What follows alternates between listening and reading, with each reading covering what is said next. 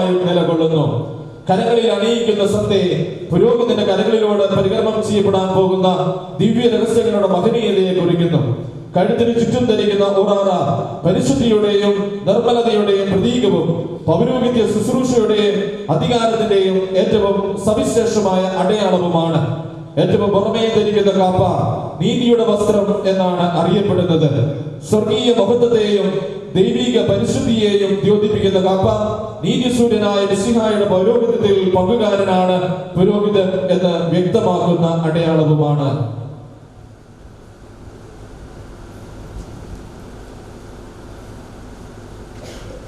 ഭൂമിയിൽ നിന്റെ ജീവിതകാലം മുഴുവൻ നൈർമല്യത്തോടും തീക്ഷ്ണതയോടും വിശുദ്ധിയോടും കൂടി തന്നെ പ്രീതിപ്പെടുത്തുവാൻ നമ്മുടെ കർത്താവായ ദൈവം നീതിയുടെ വസ്ത്രം എന്നേക്കുമായി നിന്നെ ധരിപ്പിക്കട്ടെ.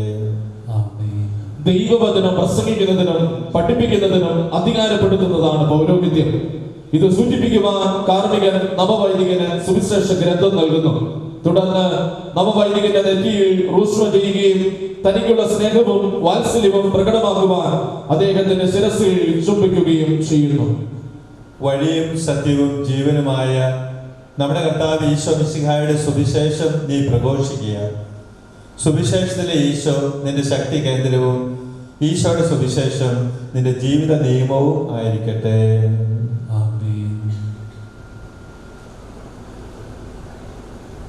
സഭയിൽ പൗരോഹിത്യ നിർവഹണത്തിനായി എടുക്കുന്നതിൽ ഏലിയാസ് പിതാവിൻ്റെയും പുത്രന്റെയും പരിശുദ്ധാത്മാവിൻ്റെയും നാമത്തിൽ എന്നേക്കുമായി വേർതിരിക്കപ്പെടുകയും വിശുദ്ധീകരിക്കപ്പെടുകയും പവിത്രീകരിക്കപ്പെടുകയും പരിപൂർണനാക്കപ്പെടുകയും ചെയ്തിരിക്കുന്നു. ദൈവത്തിന്റെ അനന്ത സ്നേഹത്താൽ ദൈവജനത്തെ പഠിപ്പിക്കുന്നതിനും നയിക്കുന്നതിനും വിശുദ്ധീകരിക്കുന്നതിനുമായി നമ്മുടെ ഇടവകയിൽ നിന്ന് ഒരാൾ കൂടി പുരോഹിതനായി അഭിഷേകം ചെയ്യപ്പെട്ടിരിക്കുകയാണ്. ദൈവം കാണിച്ച ഈ അതിരറ്റ സ്നേഹത്തിന് അവിടുത്തേക്ക് സ്തുതിയും കൃതജ്ഞതയും അർപ്പിക്കുകയും ഈ മഹാദാനം സ്വീകരിച്ച വ്യക്തിയിൽ ദൈവാനുഗ്രഹം നിരന്തരമായി വർഷിക്കണമെന്ന് പ്രാർത്ഥിക്കുകയുമാണ് അടുത്തു വരുന്ന പ്രാർത്ഥനാ ഗാനത്തിലൂടെ.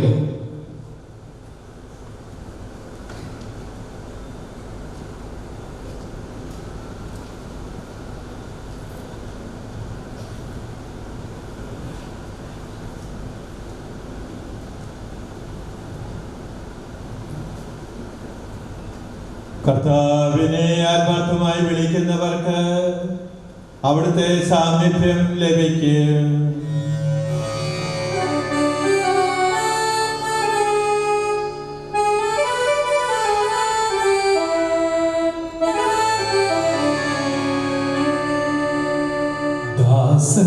ദാസകാത്മിക നാണയമാ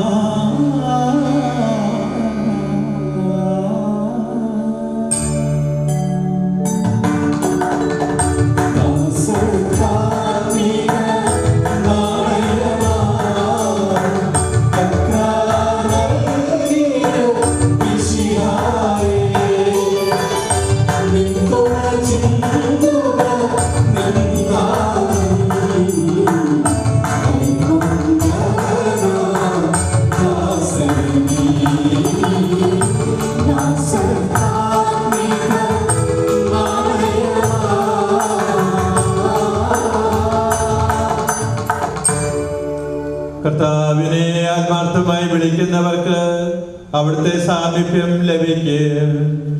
തന്റെ ഭക്തന്മാരുടെ ആവശ്യം അവിടുന്ന് സാധിച്ചു കൊടുക്കും. അവരുടെ പ്രാർത്ഥനകൾ കേട്ട് അവരെ രക്ഷിക്കുകയും ചെയ്യും. തന്നെ സ്നേഹിക്കുന്നവരെല്ലാം കർത്താവ് പരിപാലിക്കും. ദുഷ്ടരെയെല്ലാം നശിപ്പിക്കുകയും ചെയ്യും. എന്റെ ഹൃദയങ്ങളെ കർത്താവിനെ സ്തുതിക്കും. ജീവജാലങ്ങളിൽ നിന്നും അവിടുത്തെ തിരുനാമം പ്രകീർത്തിക്കും. Dance,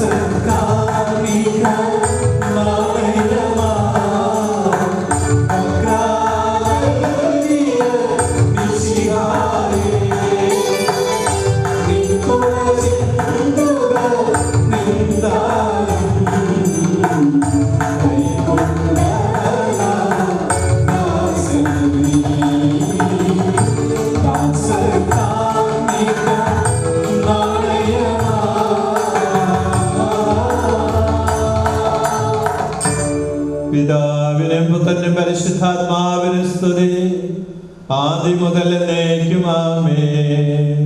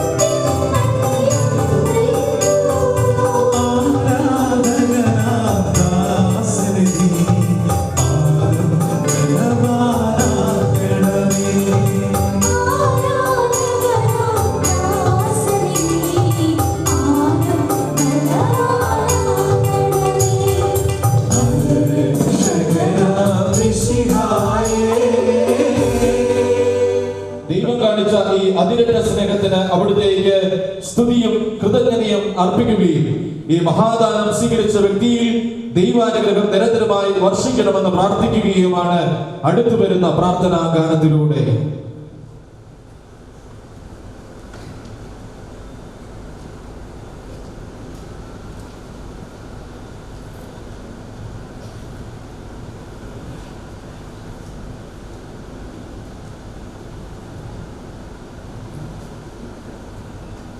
കർത്താവിനെ ആത്മാർത്ഥമായി വിളിക്കുന്നവർക്ക് അവിടുത്തെ സാമീപ്യം ലഭിക്കും.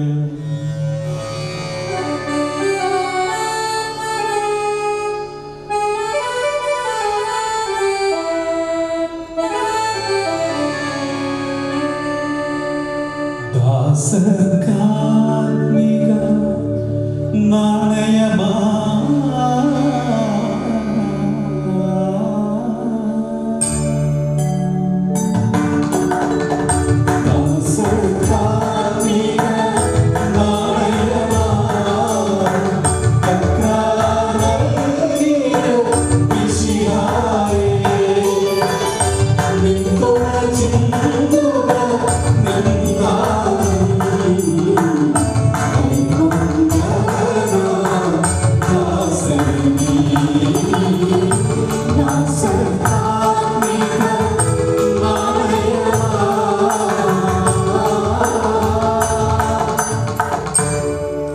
കർത്താവിനെ ആത്മാർത്ഥമായി വിളിക്കുന്നവർക്ക് അവിടുത്തെ സാമീപ്യം ലഭിക്കും. തന്റെ ഭക്തന്മാരുടെ ആവശ്യം അവിടുന്ന് സാധിച്ചു കൊടുക്കും. അവരുടെ പ്രാർത്ഥനകൾ കേട്ട് അവരെ രക്ഷിക്കുകയും ചെയ്യും. തന്നെ സ്നേഹിക്കുന്നവരെല്ലാം കർത്താവ് പരിപാലിക്കും, ദുഷ്ടരെയെല്ലാം നശിപ്പിക്കുകയും ചെയ്യും. എന്റെ ഹൃദയങ്ങളെ കർത്താവിനെ സ്തുതിക്കും. ജീവജാലങ്ങളിൽ നിന്നും അവിടുത്തെ തിരുനാമം പ്രകീർത്തിക്കും.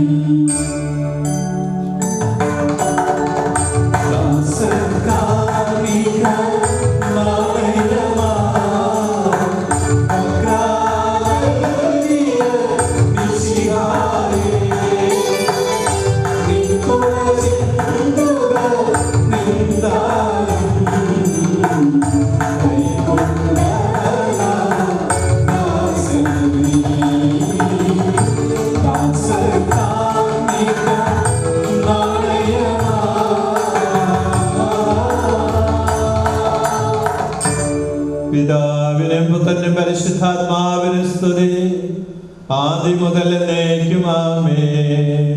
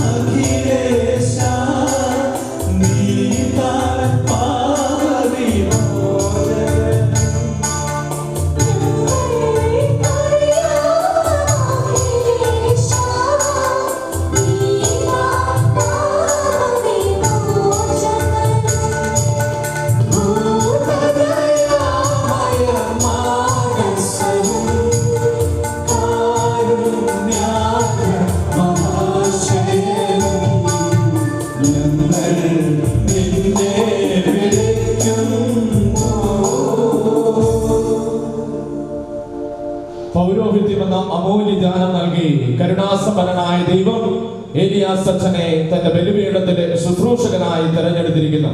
ഈ സമയം നവവൈദികൻ കാർമ്മികന്റെ മുൻപിൽ മുട്ടുകുത്തി അദ്ദേഹത്തിന്റെ കരം ചുംബിക്കുകയും ആശീർവാദം സ്വീകരിക്കുകയും ചെയ്യുന്നു.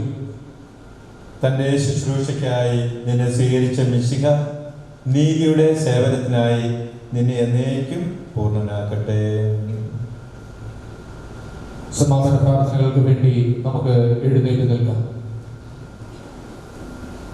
ഞങ്ങളുടെ കർത്താവായ ദൈവമേ, സ്വർഗവാസികളിൽ നിന്ന് സ്തുതിയും ഭൂവാസികളിൽ നിന്ന് പുകഴ്ചയും ആകാശത്തിലും ഭൂമിയിലും അങ്ങ് സൃഷ്ടിച്ച എല്ലാറ്റിലും നിന്ന് ആരാധനയും മഹത്വവും അങ്ങേക്കുണ്ടാകട്ടെ. ഞങ്ങളുടെ ആയുഷിന് കാരണഭൂതനും ഞങ്ങളുടെ വംശത്തെ സമ്പന്നമാക്കുന്നവനും അങ്ങ് ആകുന്നു. പിതാവും പുത്രനും പരിശുദ്ധാത്മാവുമായ സർവേശ്വര എന്നേക്കും.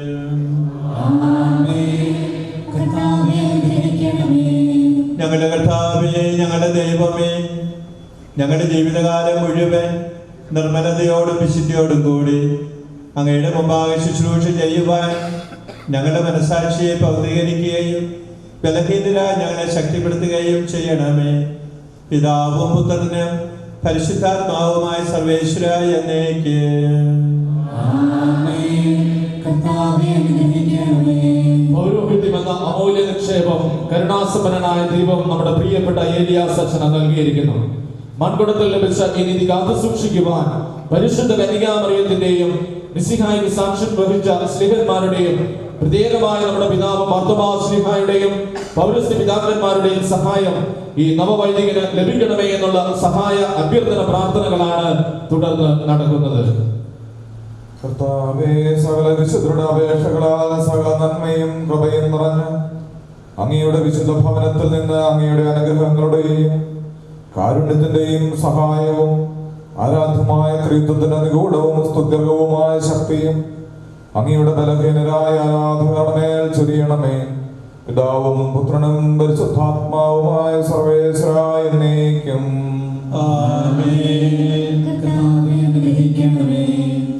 കർത്താവേ, വിജയശ്രീലാളിതമായ പുരുഷന്റെ ശക്തിയും ദിവ്യസഹായവും ഞങ്ങൾക്ക് ലഭിക്കുമാറാകട്ടെ. പരിശുദ്ധ കന്യകയും അനുഗ്രഹീത മാതാവും കൃപാവരപൂർണയും ഭാഗ്യവതിയുമായ മറിയത്തിന്റെ പ്രാർത്ഥനയും നീതിമാനായ മാർ യോസേഫിന്റെയും സ്നാപക യോഹന്നാന്റെയും അപേക്ഷയും എപ്പോഴും ഞങ്ങൾക്ക് സഹായകമായിരിക്കട്ടെ. പിതാവും പുത്രനും പരിശുദ്ധാത്മാവുമായ സർവേശ്വര എന്നേക്കും.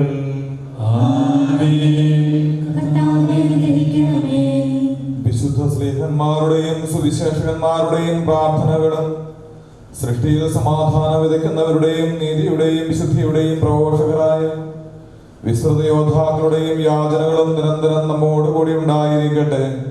പിതാവും പുത്രനും പരിശുദ്ധാത്മാവുമായ സർവേശ്വരായ എന്നേക്കും.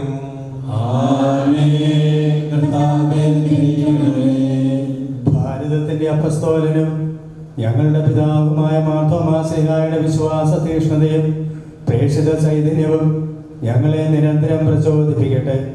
പിതാവും പുത്രനും പരിശുദ്ധാത്മാവുമായ സർവേശ്വര എന്നേക്കും.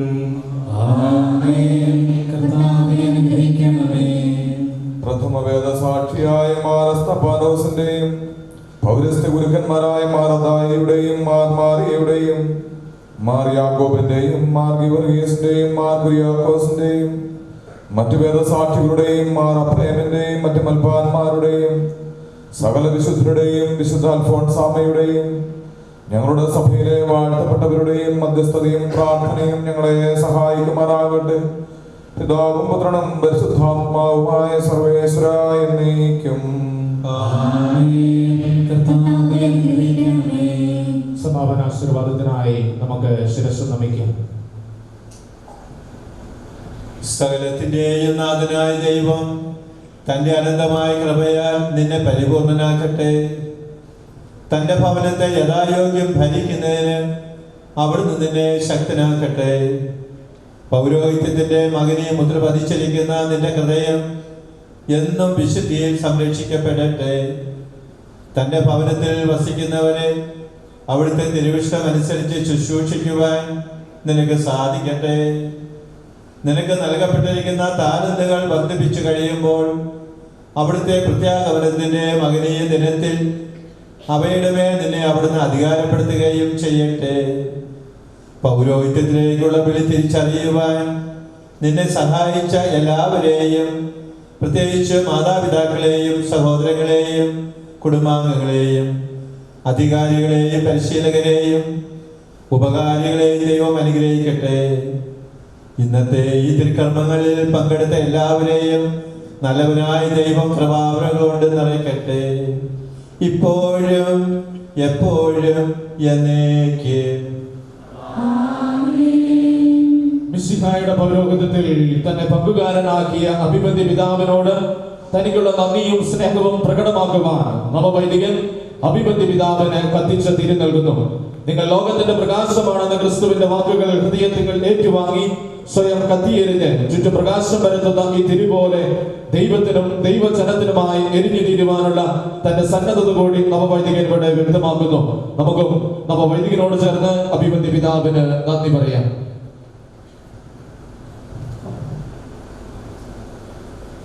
നമുക്ക് ഇരിക്കാം. അഭിമന്യ പിതാവിന്റെ സന്ദേശമാണ് തുടർന്ന്. ബഹുമാനപ്പെട്ട ഏലിയാസ് അച്ഛൻ, ഇന്നത്തെ സഹകാരുണ്യരായിരുന്ന ബഹുമാനപ്പെട്ട മാണിയാട്ടിലച്ഛൻ, മാത്യു തെക്കേമുടിയച്ഛൻ, പ്രിയ ബഹുമാനപ്പെട്ട വൈദികരെ, പ്രിയമുള്ള സിസ്റ്റേഴ്സ്, ഏലിയാസിൻ്റെ പ്രിയമുള്ള അമ്മച്ചി, സഹോദരി, പ്രിയ കുടുംബാംഗങ്ങളെ, പ്രിയ സഹോദരി സഹോദരന്മാരെ, വാത്സല്യമുള്ള കുട്ടികളെ, പൗരോഹിത്യത്തെ ഏറെ സ്വപ്നം കാണുകയും വളരെയേറെ പ്രതിസന്ധികളിലൂടെ കടന്നു പോകുന്ന ഈ പൗരോഹിത്യം സ്വീകരിക്കാൻ തീവ്രമായി ആഗ്രഹിച്ച് ഒരുങ്ങിയ ഏലിയാസ് ഇന്ന് പുരോഹിതനായിരിക്കുകയാണ്. ഇതിലേറ്റവും അധികം സന്തോഷിക്കുന്ന ഏലിയാസ് തന്നെയാണ് നമുക്കറിയാം. ഈ അവസരത്തിൽ ഏലിയാസിൻ്റെ എല്ലാ വികാരങ്ങളും നമ്മൾ ഉൾക്കൊള്ളുകയാണ്. അതുകൊണ്ട് തന്നെ നമ്മുടെ എല്ലാവരുടെയും നാമത്തിൽ, അച്ഛന്മാരുടെയും സിസ്റ്റേഴ്സിൻ്റെയും കുടുംബാംഗങ്ങളെ എല്ലാ നാമത്തിലും ഏലിയാസിൻ്റെ എല്ലാവിധ ആശംസകളും മംഗള സ്നേഹത്തോടെ നേരുകയാണ്. നന്നേ ചെറുപ്പത്തിലെ വൈദികനാണെന്ന് ആഗ്രഹം ഏലിയാസിനുണ്ടായിരുന്നു. ഞാൻ ചോദിച്ചു, ഏലിയാസ് പറഞ്ഞത് 3ാം ക്ലാസ് മുതൽ കുർബാനയ്ക്ക് കൂടാൻ തുടങ്ങിയെന്ന് പറഞ്ഞു. അന്ന് മുതൽ വൈദികനാകണമെന്ന തീവ്രമായ ആഗ്രഹം മനസ്സിലുണ്ടായിരുന്നു. ആ ആഗ്രഹം മനസ്സിൽ സൂക്ഷിക്കുകയും അത് വളർത്തിയെടുക്കുകയും ദൃഢമായി അതിൽ ഉറച്ചു നിൽക്കുകയും ഒരു വൈദികനായി തീരണം എന്ന് തീവ്രമായി ആഗ്രഹിക്കുകയും ചെയ്ത വ്യക്തിയാണ് ഏലിയാസ്. അതുകൊണ്ട് തന്നെ തീർച്ചയായും ഇന്ന് ഏറെ അഭിമാനിക്കുവാനും സന്തോഷിക്കാനും ഏലിയാസിന് വകയുണ്ട്. നമുക്കറിയാം, ഏലിയാസിന് രോഗങ്ങളുണ്ടായി. റോമിൽ പഠിക്കാൻ പോയി 6 മാസം കഴിഞ്ഞപ്പോഴാണ് രോഗബാധ വരുന്നത്. നാട്ടിൽ തിരിച്ചെത്തി ഓപ്പറേഷനൊക്കെ കഴിഞ്ഞ് നമുക്കറിയാം, ആദ്യത്തെ ഓപ്പറേഷൻ. ആ ഓപ്പറേഷൻ്റെ ഫലമായിട്ട് ചെറിയ അപാകതകൾ ഇപ്പോഴും ഏലിയാസിൻ്റെ ചുണ്ടിലൊക്കെ ഉണ്ട്. ഒരു വശത്ത് ഇങ്ങനെ കോടി. സാരമൊന്നുമില്ല, ഏലിയാസിനെ അറിയാവുന്നവർക്ക് ആ കാര്യങ്ങൾ അറിയാം, മറ്റു കുറവുകളൊന്നുമില്ല. വീണ്ടും ഒരിക്കൽ കൂടി ഒരു 2 കൊല്ലം മുമ്പ് വീണ്ടും ഒരിക്കൽ കൂടി ഒരു ഓപ്പറേഷന് വിധേയനാകേണ്ടി വന്നെങ്കിലും ഡോക്ടർമാരെല്ലാം പറയുന്നു ഏലിയാസിന് അസുഖങ്ങളെല്ലാം തീർത്തും മാറിയിട്ടുണ്ട്. മാത്രമല്ല, ഏലിയാസും വളരെ ഉറച്ച മനസ്സോടുകൂടി മുന്നോട്ട് പോവുക എന്നുള്ള ആ വലിയ ആഗ്രഹം ഉണ്ടായതുകൊണ്ടുകൂടിയാണ് പൗരോഹിത്യത്തിലേക്ക് നമ്മൾ ഏലിയാസിനെ മുന്നോട്ട് പോകാൻ ആവശ്യപ്പെട്ടതും ഇന്ന് പുരോഹിതനാക്കി ഉയർത്തുന്നു. ബാക്കിയെല്ലാം ദൈവത്തിൻ്റെ കരങ്ങളിലാണെന്ന് നമുക്കറിയാം. അതേസമയത്ത് തന്നെ കഴിഞ്ഞ വർഷം സെപ്റ്റംബർ 8-ാം തീയതി ഏലിയാസിൻ്റെ ചാച്ചൻ പെട്ടെന്ന് മരിക്കുകയുണ്ടായി. ഇപ്പം ഞാൻ പറഞ്ഞത് ഇങ്ങനെ കുറേയൊക്കെ പ്രയാസങ്ങളും വെല്ലുവിളികളും പ്രതിബന്ധങ്ങളും ഒക്കെ ഉണ്ടായിരുന്നെങ്കിലും ഏലിയാസ് ഇന്ന് അനേകരുടെ പ്രാർത്ഥന കൊണ്ടും ഒത്തിരി പേരുടെ പിൻബലം കൊണ്ടും ഒക്കെ ആയിട്ട് ഏലിയാസ് നമ്മുടെ മുമ്പിൽ ഒരു പുരോഹിതനായിട്ട് നിൽക്കുകയാണ്. അതിൽ തീർച്ചയായിട്ടും ഏലിയാസിനോട് ചേർന്ന് നമുക്ക് സന്തോഷമുണ്ട്. ഞങ്ങൾ ഈ അവസരത്തിൽ ചിന്നമ്മയെയും ജ്യോതിയൊക്കെ സ്നേഹത്തോടെ ഓർക്കുന്നു. അവരുടെ ഈ സന്തോഷവേളയിൽ അവരോട് കൂടി ഞങ്ങൾ പങ്കുചേരുകയാണ്. മാത്രമല്ല, അവരും ഇതിനായിട്ട് തീവ്രമായി ഒരുങ്ങുകയും ചെയ്യുകയായിരുന്നു. അപ്പോൾ ദൈവം നിങ്ങളെ അനുഗ്രഹിക്കട്ടെന്നാണ് ഞങ്ങൾക്ക് ആശംസിക്കാനുള്ളത്, പ്രാർത്ഥിക്കാനുള്ളത്. പ്രിയമുള്ളവരെ, പൗരോഹിത്യത്തിലേക്ക് വലിയ ദൈവിക ദാനമാണ് നമുക്കറിയാം.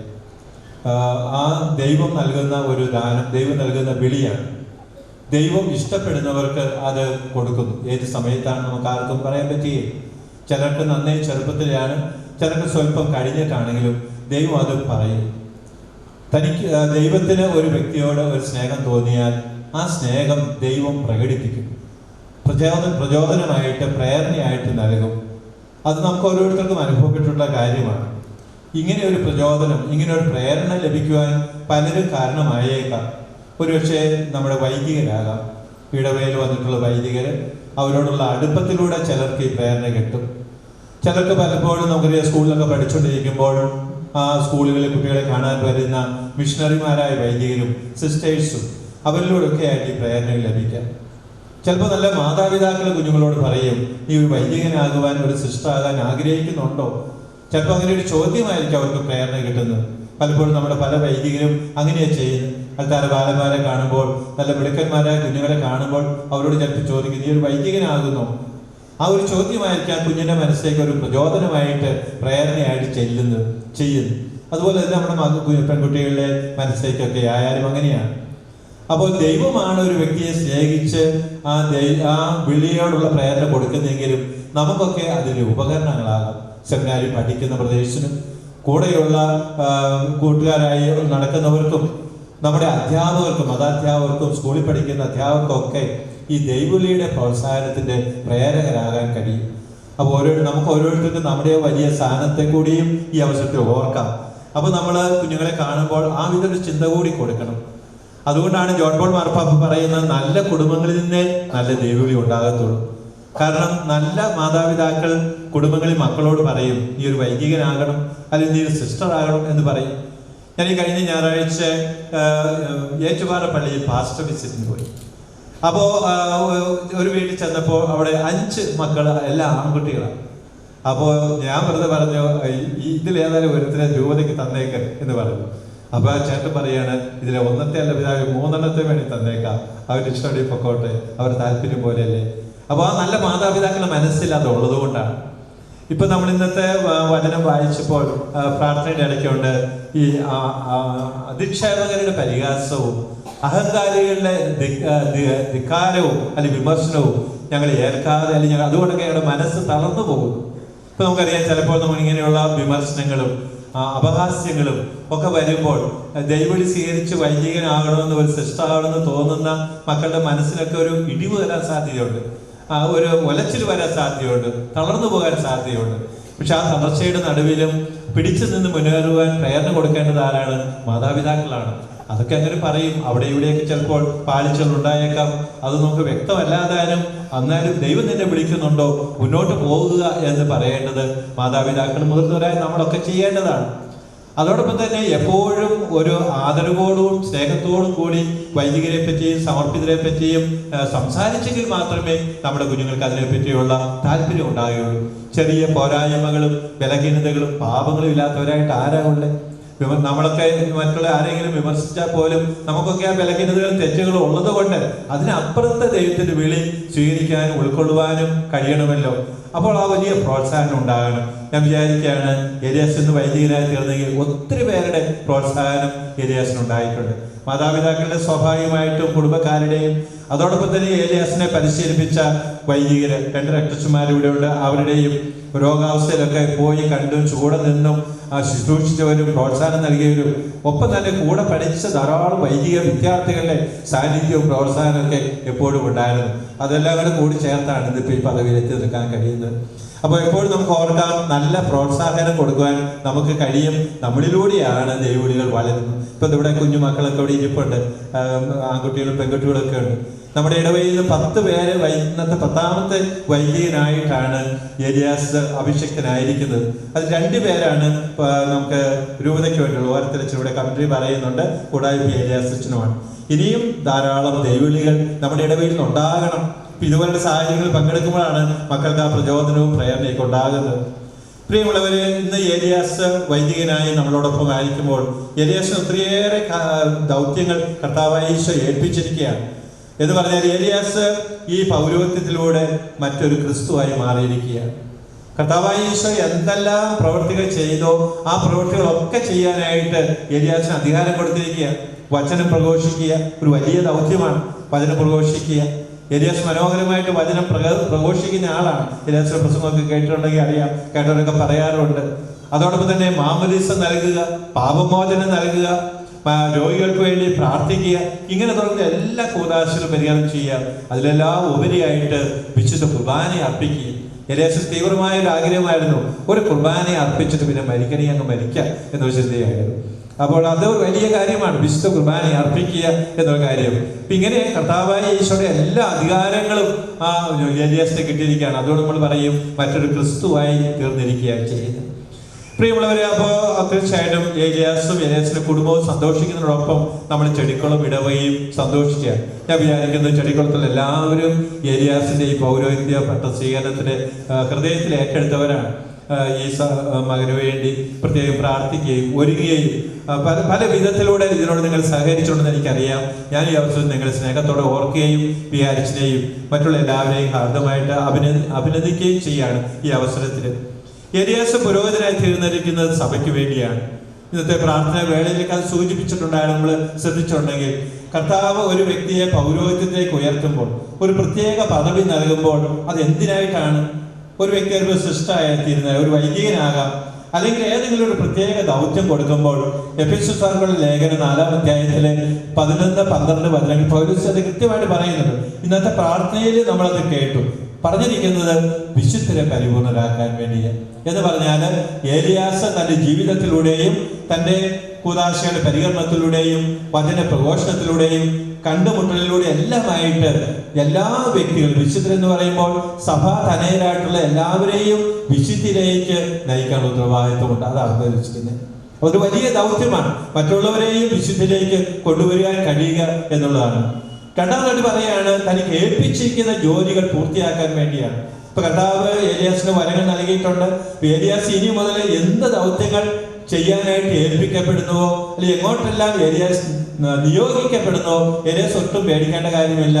ഏലിയാസിന് വേണ്ട വരങ്ങളും ദാനങ്ങളും പരിശുദ്ധാത്മാവിന്റെ അഭിഷേകവും ആ സമയത്ത് ദൈവം കൊടുത്തുകൊണ്ടിരിക്കും. അതിലൂടെയെല്ലാം തന്റെ ശുശ്രൂഷ പൂർത്തിയാക്കുക എന്നുള്ളത് ഉദ്ദേശിക്കുന്നു. ഏൽപ്പിക്കുന്ന ജോലികൾ ചെയ്യുക. മൂന്നാമതായിട്ട് പറയുന്നത് സഭാഗാത്രത്തെ പടുത്തുയർത്തുകയാണ്. സഭയെ പറ്റി പൗലോസ് പറയുന്നത് ഈശോയുടെ ശരീരം എന്നാണ്. ഭൗതിക ശരീരം എന്നൊക്കെ വിശേഷിപ്പിക്കും. അപ്പൊ ഭൗതിക ശരീരമായ സഭയെ പടുത്തുയർത്തുക എന്നുള്ളതാണ് ഏലിയാസിന് വലിയൊരു ദൗത്യം. അതുകൊണ്ട് തന്നെ എപ്പോഴും നമുക്ക് ഏലിയാസിന്റെ മനസ്സിലും നമ്മുടെ എല്ലാ മനസ്സിലും ഉണ്ടാകണം, സഭയെ ഏതെങ്കിലും വിധത്തിൽ ക്ഷീണിപ്പിക്കുന്ന നശിപ്പിക്കുന്ന ഒരു കാര്യത്തിൽ നമ്മൾ കൂട്ടു നിൽക്കാൻ പാടില്ല. അതാണ് പൗരോഹിത്യത്തിലൂടെ കിട്ടിയിരുന്ന വലിയ കാര്യം. അതാണ് പ്രിയമുള്ളവർ, നമുക്കറിയാം വത്തിക്കാൻ കൗൺസില് നമ്മൾ പഠിപ്പിക്കുന്നുണ്ട്, സഭ എന്ന് പറഞ്ഞാൽ നമ്മളാണ് സഭ, ദൈവജനമാണ് സഭ. ഈ അടുത്ത കാലത്ത് നമ്മുടെ യുവജനങ്ങള് കണ്ണൂരിൽ വെച്ച് യുവജന സംഗമം നടത്തി. കഴിഞ്ഞ ഡിസംബർ 8-നാണ്. ആ സംഗമത്തിൽ അവർ ആപ്തവാക്യമായിട്ട് എടുത്തതാണ് ഐ ആം ദ ചർച്ച് എന്ന് പറഞ്ഞത്. ഞാനാണ് സഭ എന്നാണ് അവർ പറഞ്ഞത്. പെട്ടെന്ന് നമുക്ക് തോന്നും ഇതെന്താണ് എങ്ങനെ പറയുന്നത്? അവർ പറഞ്ഞത് വളരെ ശരിയാണ്, അവരാണ് സഭ. യോഹന്നാൻ പൗലോസ് മാർപ്പാപ്പ തന്റെ അജപാലന ശുശ്രൂഷ തുടങ്ങിയ ആദ്യ കാലഘട്ടങ്ങളൊക്കെ യുവജനങ്ങളോട് പറഞ്ഞിരുന്നു, യുവജനങ്ങളെ നിങ്ങളിലാണ് എന്റെ പ്രതീക്ഷ എന്നാ പറഞ്ഞിരുന്നു. യുവജനങ്ങളെ നിങ്ങളിലാണ് എന്റെ പ്രതീക്ഷ. പക്ഷെ കുറെ നാളൊക്കെ കഴിഞ്ഞപ്പോൾ അദ്ദേഹത്തിന്റെ ശുശ്രൂഷയുടെ 2-ാം ഘട്ടം വന്നപ്പോഴത്തേക്ക് വിശുദ്ധ ജോൺ പോൾ മാർപ്പാപ്പ അത് മാറ്റി എന്നിട്ട് പറയാണ്, യുവജനങ്ങളെ നിങ്ങളാണ് സഭ എന്ന് പറഞ്ഞു. നിങ്ങളാണ് സഭ. പ്രിയമുള്ളവർ, എപ്പോഴും ഓർക്കണം, നമ്മുടെ മുമ്പിലിരിക്കുന്ന കുഞ്ഞുങ്ങളായാലും യുവതി-യുവാക്കന്മാരായാലും അല്ലെങ്കിൽ മാതാപിതാക്കളും എല്ലാവരും ഓർക്കണം, സഭ എന്ന് പറഞ്ഞ് പലപ്പോഴും നമ്മൾ പലരെയും കുറ്റം വിധിക്കാറുണ്ട്. അവരെ ഇവരെയൊക്കെ. അപ്പൊ നമ്മുടെ മനസ്സിലുള്ളത് സഭ എന്ന് പറഞ്ഞാൽ സിസ്റ്റർമാരും അച്ഛന്മാരും പിതാക്കന്മാരും എന്നുള്ളത് കൊണ്ടാണ് നമ്മൾ അങ്ങനെ പറയുന്നത്. ശരിക്കും ആ ഒരു ചിന്ത മാറ്റിയിട്ട് സഭ എന്ന് പറഞ്ഞാൽ നമ്മളാണ്. ശരിയാ, നമുക്ക് നേതൃത്വം നൽകാനായിട്ട് പലരും ഉണ്ടെങ്കിലും നമ്മളാണ് സഭ. ഈ ഇരിക്കുന്ന ഓരോ കുഞ്ഞും സഭയാണ്, അല്ലെങ്കിൽ സഭയുടെ ഭാഗമാണെന്ന് ഓർക്കേണ്ടത്. അപ്പോ ഈ സഭാഗാത്രത്തെ പടുത്തുയർത്തുക നമ്മുടെ ദൗത്യം. അപ്പൊ നമ്മളൊരു കുഞ്ഞിനെ ദൈവവിളി കൊടുത്ത് പൗരോഹിത്യത്തിലേക്കും അല്ലെങ്കിൽ സിസ്റ്ററാകാൻ നമ്മൾ അനുവദിക്കുമ്പോൾ നമ്മൾ സഭയെ പടുത്തുയർത്തുക ചെയ്യുന്നു. വിഷു ഞായറാഴ്ച നമ്മളൊരു പിരിവ് കൊടുക്കുന്നു, അല്ലെങ്കിൽ നമ്മുടെ പള്ളി പണിയാൻ വേണ്ടി നമ്മൾ സംഭാവന നൽകുന്നു, പൊതുപണിക്ക് വരുന്നു, സഭാഗാത്രത്തെ പടുത്തുയർത്തുക നമ്മൾ ചെയ്യുന്നത്. അല്ലെങ്കിൽ വീടില്ലാത്തവർക്ക് ഒരു ഭവനം പണിത് കൊടുക്കുന്നു. അപ്പൊ അങ്ങനെ ചെയ്യുന്ന ജീവകാരുണ്യ പ്രവർത്തനങ്ങളിലൂടെയും ആതുര പ്രവർത്തനങ്ങളിലൂടെയും സാമൂഹിക പ്രവർത്തനങ്ങളുടെയും എല്ലാമായിട്ട് സഭയെ പടുത്തുയർത്തിയ അതാണ് നമ്മുടെ ദൗത്യം. മാത്രമല്ല സഭയെ പറ്റി നമുക്കൊരു താല്പര്യവും തീക്ഷ്ണതയും വേണം. സഭയെ പറ്റി നന്മ പറയുമ്പോൾ സന്തോഷിക്കാനും സഭയെ പറ്റി മോശമായത് പറയുമ്പോൾ വേദനിക്കാനും കഴിയുന്ന ഒരു ഹൃദയമാണ് നമുക്ക് പ്രധാനമായിട്ട് വേണ്ടതും എന്നുകൂടി ഓർക്കണം. പൗലോസ് കൊരിന്ത്യർക്കാർക്ക് എഴുതിയ 2-ാമത്തെ ലേഖനത്തില് 11-ാം അധ്യായത്തില് അപ്പസ്തോലന്റെ സഹനങ്ങളെ പറ്റി പറയുന്നു. തന്റെ സഹനങ്ങളെ പറ്റി എല്ലാം പൗലോസ്ലീഹ വിശദീകരിച്ച് പറയുന്നുണ്ട് അവിടെ. എന്നിട്ട് പറഞ്ഞിട്ട് ആ 28-29 വചനത്തിലേക്ക് വരുമ്പോൾ പറയാണ്, ഇവയ്ക്കെല്ലാം പുറമെ സകല സഭകളെ കുറിച്ചുള്ള ഉത്കണ്ഠ എന്നെ അനുദിനം അലട്ടിക്കൊണ്ടിരിക്കുന്ന പറഞ്ഞത്. എന്ന് പറഞ്ഞാൽ പൗലോസ് സ്ഥാപിച്ച ധാരാളം സഭകളുണ്ടായിരുന്നു. വിശുദ്ധ പൗലോസ് സ്ഥാപിച്ച സഭകളിൽ എന്തെങ്കിലും പ്രശ്നങ്ങൾ ഉണ്ടാകുമ്പോൾ, വേദന ഉണ്ടാകുമ്പോൾ അതെന്നെ അനുദിനം അലട്ടിക്കൊണ്ടിരിക്കുകയാണ്. ആ സകല സഭകളെ കുറിച്ചുള്ള ഉത്കണ്ഠ എന്ന വാക്ക് മലയാളത്തിൽ പറഞ്ഞിരിക്കുന്നെങ്കിലും കെയർ എന്ന് പറഞ്ഞത് ആ ഒരു ശ്രദ്ധ, കരുതൽ. അപ്പൊ ഈ സഭയെ പറ്റിയുള്ള കരുതല് വൈദിക സിസ്റ്റേഴ്സിനും ഉണ്ടാകണം, അവർക്ക് മാത്രമല്ല നമുക്ക് എല്ലാവർക്കും ഉണ്ടാകണം. കാരണം നമ്മളാണ് സഭ.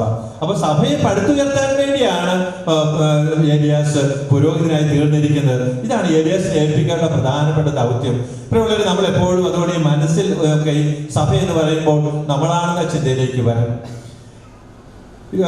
ഏലിയാസ് ഒരു പുരോഹിതനായിരുന്നെങ്കിൽ ഇത് നമ്മൾ വായിച്ചു കേട്ടു. നല്ല ഇടയന്റെ ചിത്രമാണ് വായിച്ചത് സുവിശേഷത്തിൽ. ഏത് വായനകളും വേണമെങ്കിൽ എടുത്ത് വായിക്കാൻ നോക്കും. പല വായനകൾ തന്നിട്ടുണ്ട്. ഞാൻ ഇന്ന് എടുത്തത് നല്ല ഇടയന്റെ ചിത്രമാണ്. അപ്പൊ നല്ല ഇടയനെ പറ്റിയുള്ള ആ ഒരു കാഴ്ചപ്പാട്, ഒരു ചിത്രം നമ്മുടെ എല്ലാവരുടെയും മനസ്സിലുണ്ട്. കഴിഞ്ഞ ജൂൺ മാസത്തില് തിരുഹൃദയത്തിന്റെ തിരുനാൾ ദിവസം പരിശുദ്ധ പിതാവ് ഫ്രാൻസിസ് മാർപ്പാപ്പ റോമിൽ സമ്മേളിച്ച വൈദികരോടും വൈദിക വിദ്യാർത്ഥികളോടും കുറെ കാര്യങ്ങൾ അരുളി ചെയ്യുകയുണ്ടായി. അതെല്ലാം നമുക്ക് പങ്കുവെക്കാൻ പറ്റത്തില്ല. ഇങ്ങനെ 2-3 കാര്യങ്ങൾ പറയാൻ ആഗ്രഹിക്കുകയാണ്. മാർപ്പാപ്പ പറഞ്ഞതാണ്, ആ നല്ല ഇടയന്റെ ഹൃദയമാണ് നിങ്ങൾക്കുണ്ടാകേണ്ടതെന്ന് പറയാണ്. നല്ല ഇടയന്റെ ഹൃദയം, ഈശോയുടെ തിരുഹൃദയം, ആ ഒരു ഹൃദയമാണ് വൈദികരായ നിങ്ങൾക്ക്, വൈദിക വിദ്യാർത്ഥികളായ നിങ്ങൾക്ക്, അല്ലെങ്കിൽ പിതാക്കന്മാരായ നിങ്ങൾക്ക് ഉണ്ടാകേണ്ടതെന്ന് വളരെ വ്യക്തമായിട്ട് പരിശുദ്ധ പറയുക. എന്നിട്ട് പരിശുദ്ധ പറയുക, ഈശോയുടെ ഹൃദയം എന്ന് പറഞ്ഞാൽ അത് കരുണ ഒഴുകുന്ന, കരുണ വർഷിക്കുന്ന ഹൃദയം, സ്നേഹം പ്രകടിപ്പിക്കുന്ന ഹൃദയം, മറ്റുള്ളവരൊക്കെ അനുകമ്പയോട് ഒക്കെ വീക്ഷിക്കുന്ന ഹൃദയം. അത് മാത്രമല്ല, അത് കാരുണ്യമാണെന്ന് പറഞ്ഞിരിക്കുന്നത് പറയാ. കരുണ കൊടുക്കുന്ന ഹൃദയമല്ല, മാത്രമല്ല ഈശോയുടെ ഹൃദയം കരുണ തന്നെയാണ്, കാരുണ്യമാണ് ഹൃദയം. ആ ഒരു ഹൃദയം വൈദികർക്കും വൈദ്യ വിദ്യാർത്ഥികൾക്കും ഉണ്ടാകട്ടെ എന്നാണ് പ്രത്യേകിച്ച് എടുത്തു പറയുന്നത്. എന്നിട്ട് പരിശുദ്ധ പിതാവ് പറയാണ്, ഈ ദൈവിക, ഈ വൈദിക, ഈ ഈശോയുടെ ഹൃദയമുള്ള ഒരു വൈദികന്റെ പ്രധാന ചിന്ത എന്താണ്? 2 കാര്യങ്ങളായിരിക്കും എടുത്തു പറയാണ്. ഒന്ന്, തമ്പുരാനെ പറ്റിയുള്ള ചിന്ത. 2ാമത്, ജനത്തെ പറ്റിയുള്ള ചിന്ത. ഈശോയുടെ ജീവിതത്തിൽ നമ്മൾ അത് കാണുന്നതാണ്. ഈശോയ്ക്ക് നിരന്തരം അതാ ഉണ്ടായിരുന്നത്. നിങ്ങൾ ആദ്യമേ അവിടുത്തെ രാജ്യം അന്വേഷിക്കുകയും ബാക്കിയെല്ലാം കൂട്ടിച്ചേർത്ത് തരപ്പെടും. കർത്താവിന്റെ ജീവിതത്തിൽ എപ്പോഴും ദൈവരാജ്യത്തെ പറ്റിയുള്ള ചിന്തയായിരുന്നു. പിതാവിന്റെ ഹിതം നിറവേറുക. അത് അവിടുന്ന് പറയുന്നുണ്ടല്ലോ. ലൂക്കായുടെ സുവിശേഷം 4-ാം അധ്യായത്തിലെ 16-ാമത്തെ വചനം. തന്റെ പരസ്യ ജീവിതം തുടങ്ങുമ്പോൾ പറഞ്ഞ വചനമൊക്കെ നമുക്ക് എല്ലാവർക്കും അറിയാം. ഈശോ പറയുകയാണ്, ദൈവത്തിന്റെ ആത്മാവ് എന്റെ മേലുണ്ട്, സകല മനുഷ്യരോടും അവിടുത്തെ വചനം പ്രഘോഷിക്കുകയാണ് എന്റെ ദൗത്യം. സദ്വാർത്ത അറിയിക്കുക, ഒപ്പം രോഗികൾക്ക് സൗഖ്യം നൽകുക, ബന്ധിതർക്ക് മോചനം നൽകുക, അന്തർക്ക് കാഴ്ച നൽകുക, ഇങ്ങനെയൊക്കെ പറയുകയാണ്. അപ്പൊ ആ ദൈവരാജ്യം അറിയിക്കാനായിട്ട് ഈശോ വന്നത് തന്റെ എല്ലാ പ്രവർത്തനങ്ങളുടെയും പ്രബോധനങ്ങള്, അത്ഭുതങ്ങള് അല്ലെങ്കിൽ അടയാളങ്ങള്, ഈശോയുടെ ഓരോ ഇടപെടലുകളും എല്ലാം ഈ ദൈവരാജ്യ പ്രഘോഷത്തിന് വേണ്ടി ആയിരുന്നു. അപ്പൊ ദൈവത്തെ പറ്റി, പിതാവിനെ പറ്റിയുള്ള ചിന്തയുണ്ടായിരുന്നു. ഞാൻ പറയുന്ന വചനം എന്റെ വചനമല്ല, പിതാവിനെ ഏൽപ്പിച്ച വചനം ഞാൻ പറയുന്നത്. ഞാൻ ചെയ്യുന്ന പ്രവർത്തനങ്ങൾ എന്റേതല്ല, പിതാവിനോട് ചെയ്യാൻ പറയുന്ന പ്രവർത്തനങ്ങളെ ഞാൻ ചെയ്തിട്ടുള്ളൂ. പിതാവും ഞാനും ഒന്നാണ്. പീഡാസഹനത്തിന് തൊട്ട് മുമ്പ് ഈശോ പറയും, അപ്പസ്തലന്മാരോട് പറയും, നിങ്ങളൊക്കെ ചിതറിപ്പോയാലും എനിക്ക് ഭയമില്ല, കാരണം എന്നെ സ്നേഹിക്കുന്ന പിതാവ് എന്റെ കൂടെയുണ്ട്. ഈ ഒരു ബന്ധം, അതാണ് വൈദികന് വേണ്ടത് പ്രധാനമായിട്ടും. അപ്പൊ വൈദികന്റെ ഒരു ഹൃദയം കർത്താവായ ഈശോയിലും പിതാവിലും നിക്ഷിപ്തമായിരിക്കണം. അതാണ് വൈദികന്റെ ഹൃദയത്തിന്റെ പ്രത്യേകത. ആ ഒരു സ്നേഹമാണ് പരിശുദ്ധ പിതാവ് പറയുക. ആ സ്നേഹത്തിൽ നിന്ന്